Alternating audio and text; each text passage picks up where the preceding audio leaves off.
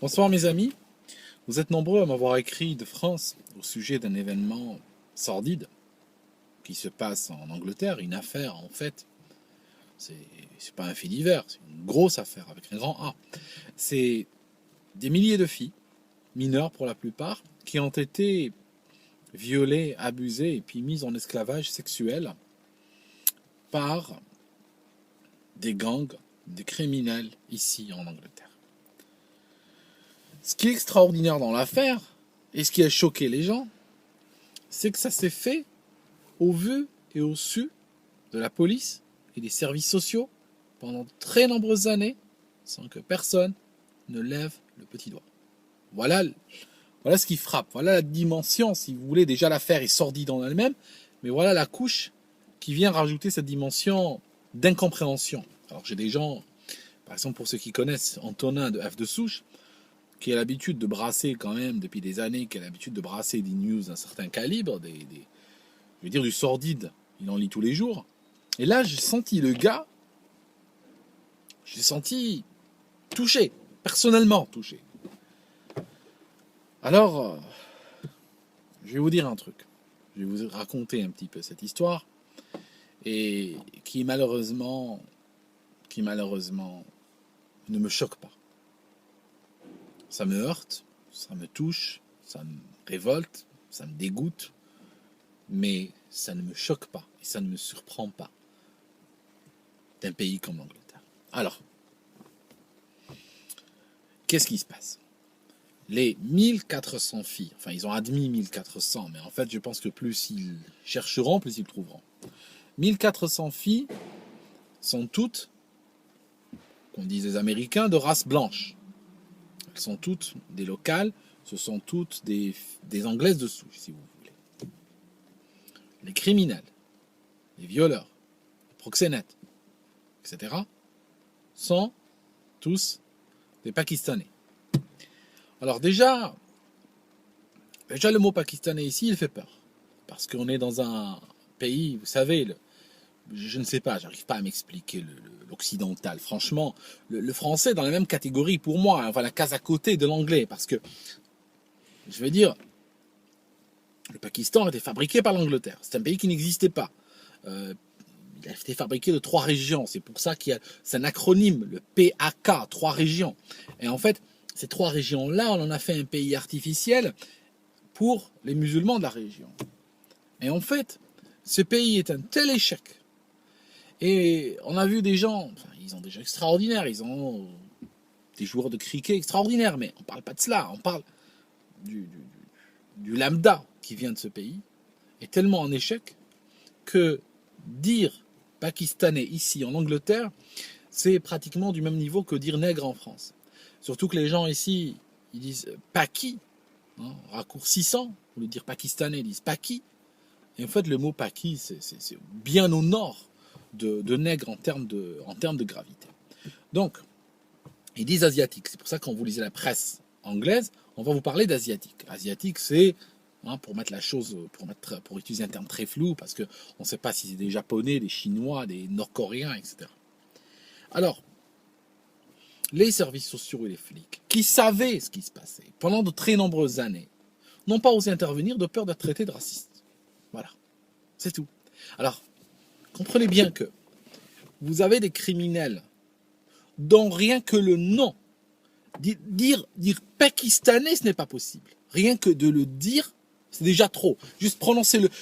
j'imagine qu'ils doivent se cacher dans les toilettes, aller devant le miroir et dire pakistanais. Je veux dire, juste pour que ça sorte. Déjà, ils en sont à ce niveau-là de névrose. Donc, socialement, ils ne peuvent même pas dire le nom du criminel.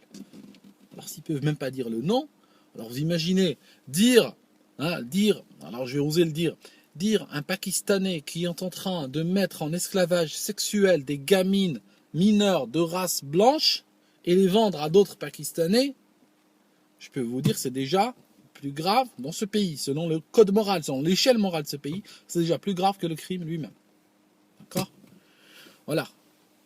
Ça signifie que ce que fait le Pakistanais est moins grave que de décrire le crime dans le code moral de ce pays. Alors, allez lutter contre.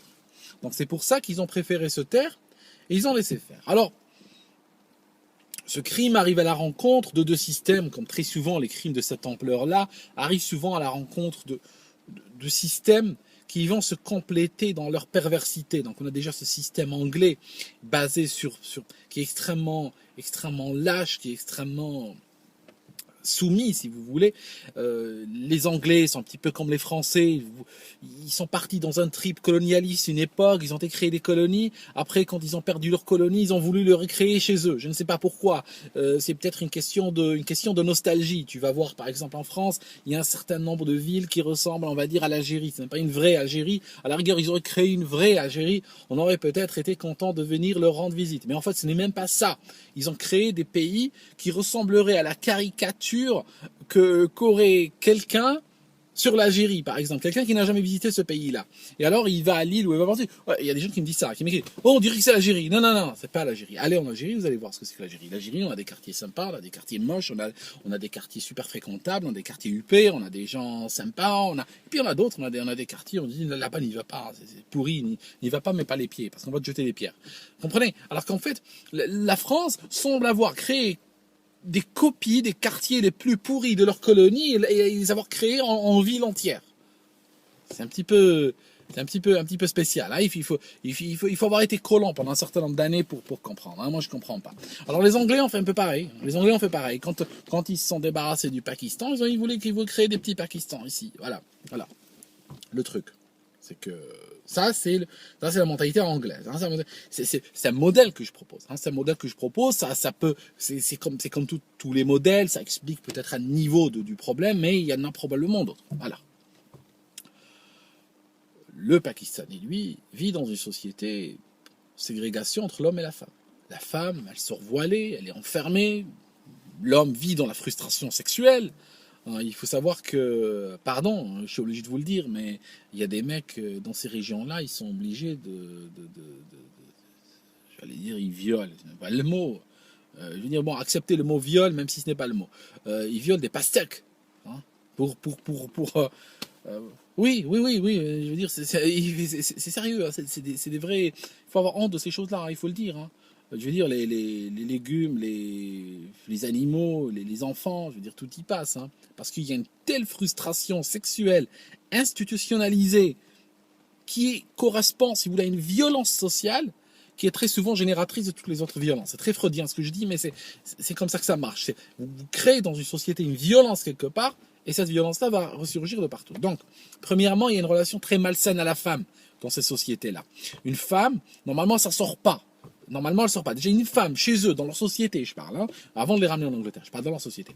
Une femme, déjà, elle ne sort pas. Si elle sort, si elle sort et que sa famille s'en fiche et qu'elle peut rester le soir tard, toute seule, etc., c'est une pute. Hein. Il faut bien mettre les mots sur les bons concepts. Alors, c'est une pute. Donc, quand il arrive en Angleterre, il voit des gamines, elles sortent, tout le monde s'en fout, il est 10h du soir, elle est encore là, ou elle est là toute la journée, ou elle part avec lui, ou elle reste chez eux enfermée du matin jusqu'au soir, ou elle passe la nuit, personne ne vient chercher, ni père, ni frère, ni rien. Donc, pour lui, c'est déjà un signal très fort. Il faut savoir que dans énormément de pays arabo-musulmans, les Pakistanais ne sont pas des Arabes, mais je veux dire, il y a une sensibilité partagée sur ces choses-là. Quand une fille, par exemple, fugue de sa famille, puis part dans une autre ville ou autre, invariablement tombera sur quelqu'un de sympa qui l'emmènera dans un appartement désaffecté où il ramènera ses copains qui la violeront pendant toute la nuit. Et ça ne rate pas. Donc vous comprenez, pour eux, du moment que la fille est dehors, c'est une proie.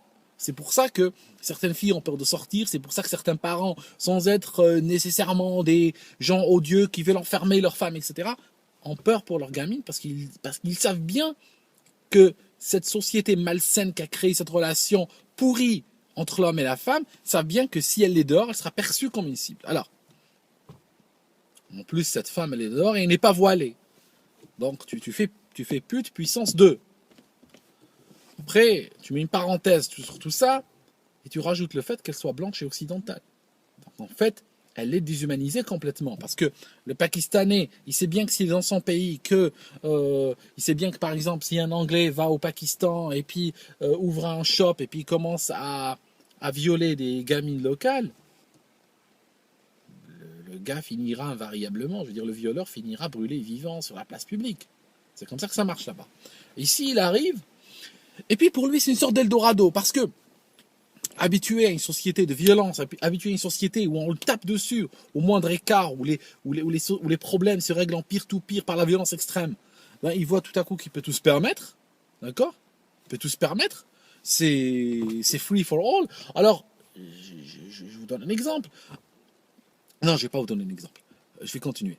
Et donc, il arrive en Angleterre. Il voit que rien que son nom, sa nationalité le protège. Déjà, il voit que les Anglais sont à genoux devant lui.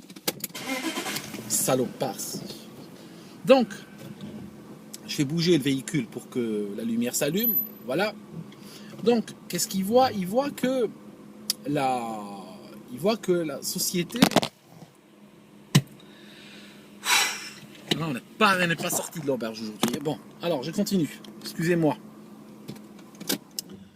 Donc, il voit que la société est à genoux devant lui. Il voit quoi? Il voit des gamines qui sont dehors.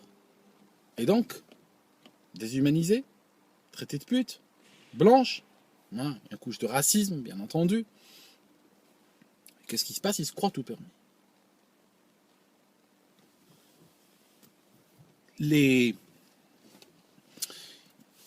La notion importante, c'est que vous sortez quelqu'un d'une société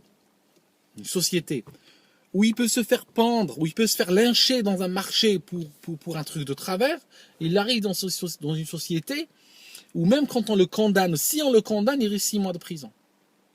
Et puis le plus souvent, on n'ose même pas le condamner parce qu'on a trop peur de passer pour des racistes. Alors vous comprenez ce qui se passe pour lui? C'est le mec est complètement, il dit mais c'est des fous ceux-là. Voilà. Et puis des filles en veux-tu, en voilà, sans contrôle parental, sans le grand frère qui vient avec un couteau pour te tuer, sans le père qui la cherche, sans me dire voilà. C'est ça sa vision. Il faut comprendre. Alors vous rachetez la frustration sexuelle, hein, au lieu de se soulager, comme on a dit, hein, comme j'expliquais précédemment dans la vidéo, voilà, donc il trouve quelque chose d'autre et puis c'est réglé. Maintenant, j'aimerais vous dire un truc. C'est vrai que bon, on critique les Anglais et tout ça. C'est vrai que voilà. Ils auraient fait comment vos services sociaux et vos flics? Ils sont comment vous, chez vous en France? Vous croyez qu'ils sont plus avancés? Vous croyez qu'ils sont meilleurs? Vraiment? Vous pensez cela? Je vous donne des exemples. Hein. Combien de filles se font exciser durant les vacances en France? Combien de filles originaires d'Afrique? Quand elles partent, il n'y a pas ça au Maghreb, heureusement. Enfin, pas encore, ça finira par venir un jour ou l'autre. Combien de gamines se font exciser? Est-ce que des milliers, probablement, 1400, il y en a probablement plus. Est-ce que vous allez voir? Est-ce que vos services sociaux osent aller voir? Faire des inspections surprises? Emmener la gamine chez le médecin pour voir si elle a subi des sévices sexuels ou des mutilations sexuelles? Non, ils ne font pas. Ils ont trop peur. Et la majorité même approuve doucement. Dit, tu sais, je parlais à des gens des services sociaux, vous savez. Oui, tu sais, ils sont différents de nous, ils ont le droit d'éduquer leurs enfants, c'est vrai que c'est difficile à comprendre, mais il faut respecter, tu sais, c'est des choses. Voilà, relativisme. Relativisme, il vient, mais bon, laisse-le, c'est pas grave. Je te parle pas des gamines qui sont mariées au bled par certains rétrogrades, comme je sais pas où vous avez trouvé, sincèrement. Je viens d'une grande ville et j'ai rarement vu ou entendu parler d'une femme mariée de force. Chez vous, c'est légion. Parce que on dirait que vous avez été chercher dans les bas-fonds de vos colonies. Vous avez été chercher dans l'arrière-pays. Dans l'arrière-pays, vous avez été dans les bas-fonds et vous avez cherché des gens comme ça. Des gamines mariées de force. Hein. Est-ce que vos gens, est-ce que vos flics, est-ce que vos services sociaux vont y voir? Vont jeter un coup d'œil? Non, c'est la même chose. C'est la même chose. Je veux dire, c'est pareil. C'est la même maladie. La même maladie arrive partout. La même maladie arrive partout. Voilà. C'est le fossoyeur qui arrive. Quand une sorte de sida social, si vous voulez. Quand on est faible, quand on n'a plus de défense, quand on n'a plus de dignité, quand on a tout perdu, ben à ce moment-là, le sida arrive. Que veux-tu? Voilà, c'est le sida social. C'est le sida qui est en train de te dire c'est fini. C'est bientôt game over. Voilà.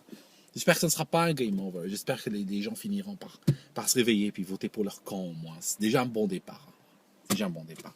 Mes amis, je vous souhaite tout de bon et puis je suis désolé pour le mood noir de cette vidéo.